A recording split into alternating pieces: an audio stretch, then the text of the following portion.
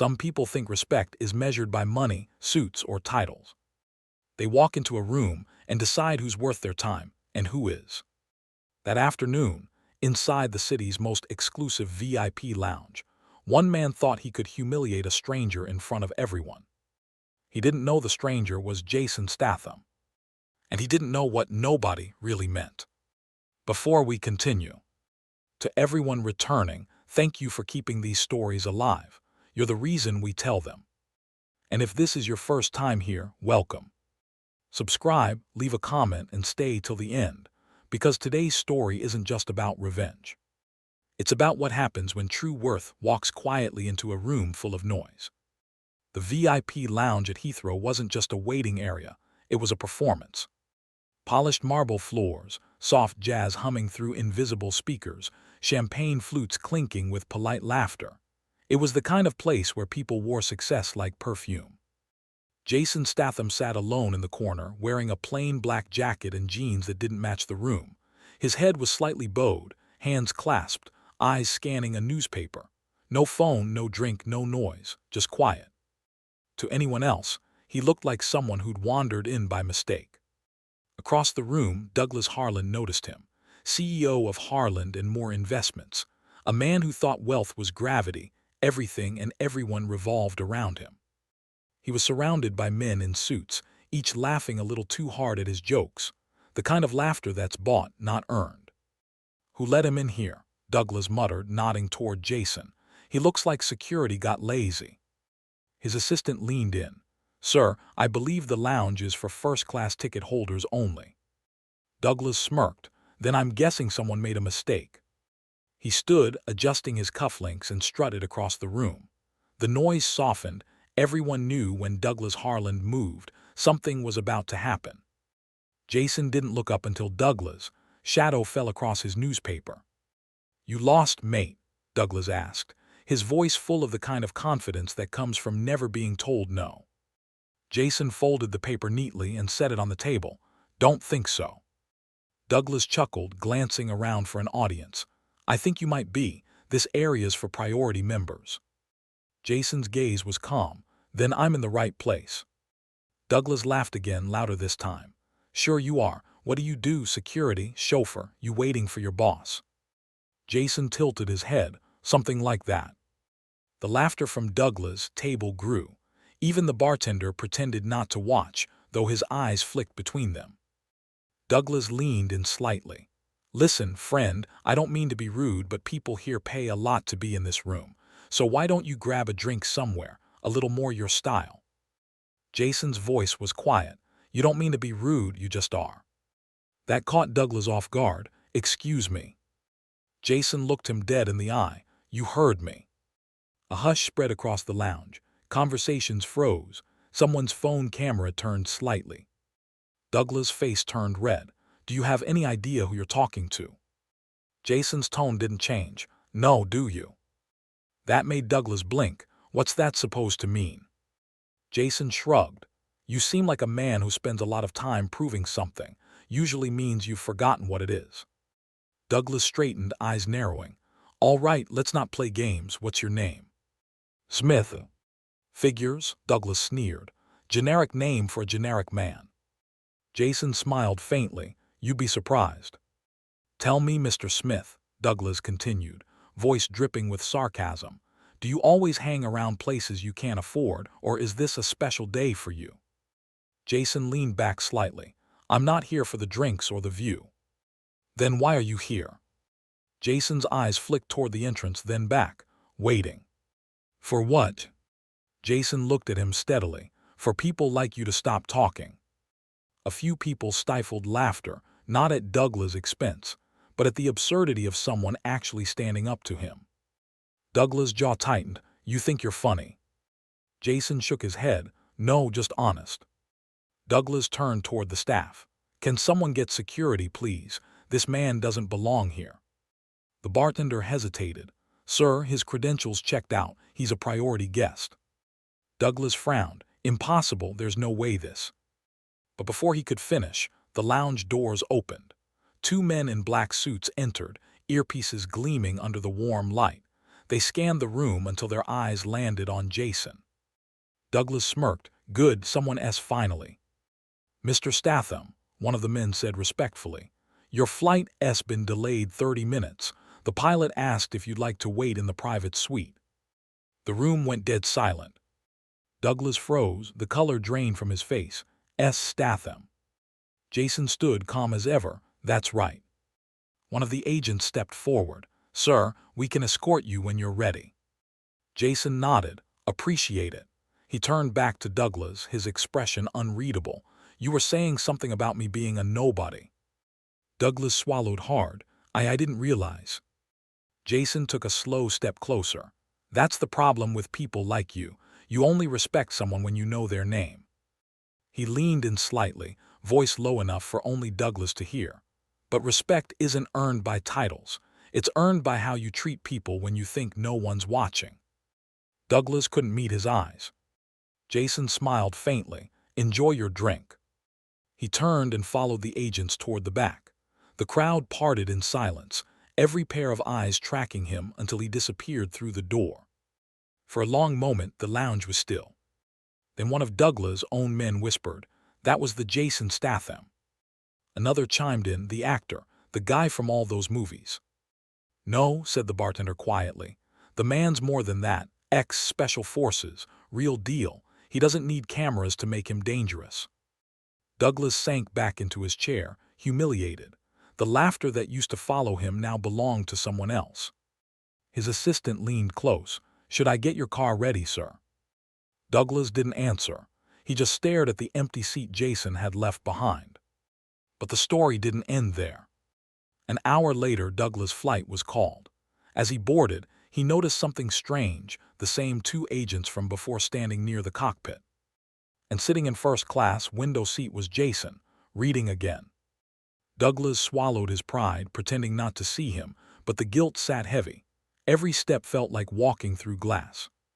When the plane reached cruising altitude, the intercom beeped. "Ladies and gentlemen, we have a special security passenger on board today. Please remain seated during the flight." Heads turned, eyes darted, Douglas' heart sank. Jason didn't move, didn't even glance up. But as the seatbelt sign turned off, a quiet chaos erupted 3 rows ahead, a man arguing, standing up too quickly, reaching into his jacket. Before the flight attendants could react, Jason was already there. Smooth, fast, calm. He caught the man's wrist, disarmed him in one motion, and pinned him to the seat before anyone else could stand. Gasps filled the cabin. Someone screamed. The pilot's voice came over the intercom. "Ladies and gentlemen, please remain calm. The situation is under control." Security rushed in. Jason stepped back, hands raised, as the man was cuffed and escorted away. The passengers stared silent, stunned. Jason walked back to his seat, calm as ever, picked up his book and sat down like nothing happened. Douglas could only watch, his shame twisting into disbelief. He whispered under his breath, "He saved us." A nearby passenger leaned over. "That's who he is, doesn't talk much, doesn't brag, just acts when it matters." Douglas nodded slowly, eyes lowered. "And I called him a nobody." When the plane landed, passengers clapped softly, not for the flight crew, but for the man who'd quietly prevented a disaster. Jason stood, nodded once in thanks, and left without a word. At baggage claim, Douglas saw him again, talking to one of the security agents. He hesitated, then approached. "Mr. Statham," he said quietly. Jason turned, polite but distant. "Douglas." "I just wanted to say," Douglas's voice cracked, "I was wrong back there at the lounge. I shouldn't have." Jason raised a hand. "You don't owe me an apology." Douglas blinked, but... "Just remember what you said," Jason interrupted. "Because one day, someone's going to look at you the same way you looked at me, and in that moment, you'll understand everything." Douglas stood there, speechless. Jason offered a brief nod, grabbed his bag, and walked away. No entourage, no noise, just silence and purpose. Later, as Douglas sat in his car, his assistant asked, "Rough day, sir?" Douglas stared out the window, watching Jason disappear into the crowd. "No," he said softly. "Good day. For once I actually learned something." The assistant frowned. "About what?" Douglas's gaze lingered on the people outside, workers, travelers, families, everyone just living their lives. About what real power looks like. Because sometimes, the loudest man in the room holds nothing but ego. And the quiet one, the one who doesn't need to prove anything, carries the kind of strength that never asks for attention. They called him a nobody. But that day, every person in that lounge, including Douglas Harlan, realized the truth. You don't have to be known to matter. You just have to be real when it counts. Douglas couldn't shake it. Even after the flight, even after he got home to his glass house and expensive silence, that moment in the lounge wouldn't leave him. He'd built his entire life around one thing: control. Every meeting, every deal, every smile had been rehearsed. He was used to being the smartest, richest, and most respected man in every room. But that day, one calm stranger had turned it all upside down without even raising his voice. Douglas sat in his office that night, city lights flickering against the windows. His assistant had gone home hours ago. A half-finished whiskey sat on the desk, untouched. On his screen, the headline flashed again. Jason Statham prevents mid-air incident. Quiet heroism on Flight 229. Below the title was a blurry photo, Jason standing calmly as security escorted a man down the aisle. No fear, no ego, just presence. Douglas sighed and closed the laptop. The sound of the click echoed through the empty room. He muttered to himself, "How did I not see it?" The next morning, Douglas did something he hadn't done in years. He took the tube. No chauffeur, no tinted windows. Just him, alone, sitting among people who didn't know or care who he was. He thought about the way Jason had looked at him, not with anger but disappointment. That stung more than any insult could. When he got off at Piccadilly, he didn't head to his office. Instead, he went to a small cafe tucked between two old bookstores, a place that didn't match his usual style, but something about the quiet drew him in. The bell chimed as he entered. And there he was, Jason Statham, sitting at a corner table, sipping black coffee and reading. Same jacket, same calm. Douglas froze for a moment. Then, before he could lose his nerve, he walked over. "Mind if I join you?" he asked softly. Jason looked up, a faint glimmer of recognition in his eyes. He gestured to the chair opposite him. "Free country." Douglas sat, unsure where to begin. "I owe you an apology." Jason didn't say anything. Douglas exhaled. "Back at the lounge I judged you. I thought you didn't belong there. I spoke to you like—" Jason interrupted gently, "Like you were used to speaking." Douglas hesitated, then nodded. "Yeah, like that." Jason leaned back slightly.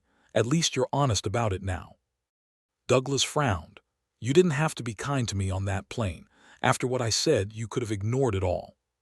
Jason took a sip of coffee. "That's not how I'm built." Douglas studied him. "Why not?" Jason looked out the window. "Because I've been the man everyone underestimated, and I've been the man who almost didn't get a second chance." Douglas tilted his head. "What do you mean?" Jason's eyes drifted somewhere far away, a memory too heavy to put into words. "Before acting, I worked in security. Real security, the kind that puts you between chaos and innocent people. You learn fast that everyone bleeds the same, no matter how expensive their watch is." Douglas sat in silence. Jason continued, voice calm but cold. "One night I was guarding a diplomat's son. Kid thought he was untouchable. Drove drunk, crashed, nearly killed someone. His father paid to make it disappear, and I was ordered to keep my mouth shut." Douglas's stomach turned. "Did you?" Jason's jaw clenched. "No, I quit instead." He looked at Douglas now, straight in the eye. "That's what nobody means, Douglas. Someone who walks away when the powerful say stay." Douglas swallowed hard. "And that's when you—" "Started over," Jason said simply. "Worked warehouses, odd jobs, stunts, anything that kept me busy. Acting came later, but it never changed me. Fame doesn't erase who you were before people knew your name." Douglas exhaled, leaning back. "You make it sound so simple."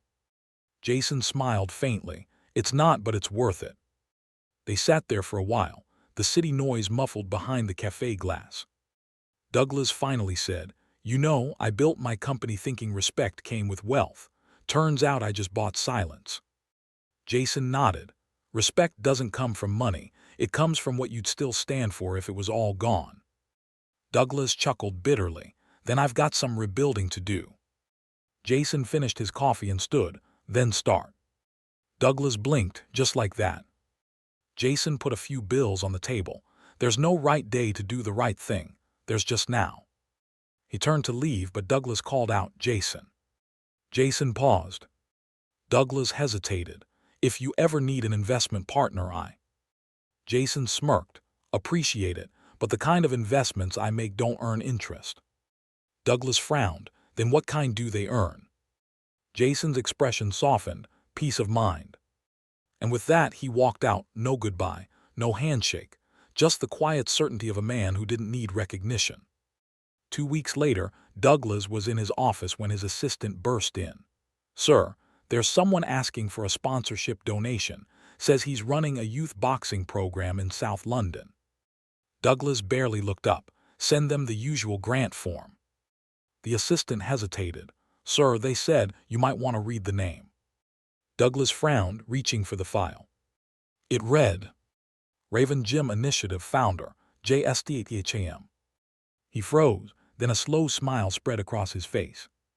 Cancel my lunch, he said. We're going to the gym.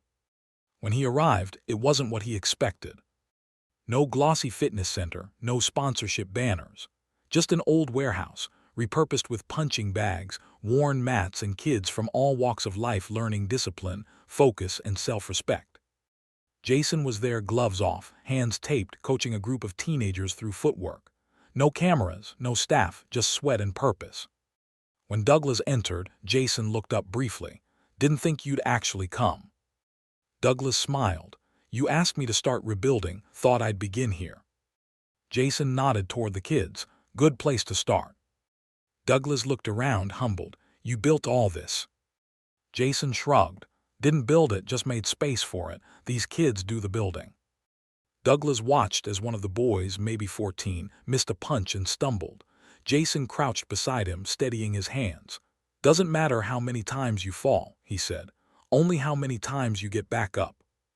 The kid nodded, determination returning to his eyes. Douglas smiled faintly. You really are something else.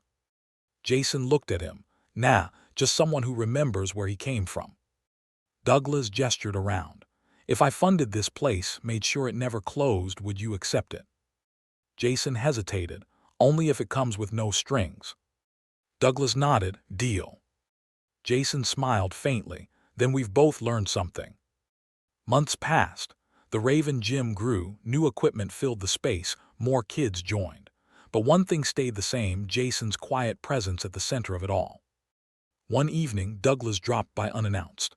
The place was alive with energy, gloves pounding bags, laughter echoing, hope filling the air. He found Jason cleaning up after hours.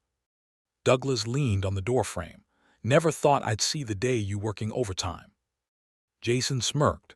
Someone has got to keep the place from falling apart. Douglas chuckled. Funny. I used to think that about my company. Only difference is people here actually like you. Jason grinned. I'll take that as a compliment. Douglas grew serious. You know, I told one of my board members about you. He said, why bother with a man like that? You know what I told him? Jason raised an eyebrow. What? I said, because that man reminded me what it means to matter. Jason's expression softened. Not bad, Douglas. Douglas smiled. Guess we're both learning. Jason nodded. That's the point, isn't it? Keep learning, keep getting up. They shook hands, a real handshake, grounded and mutual.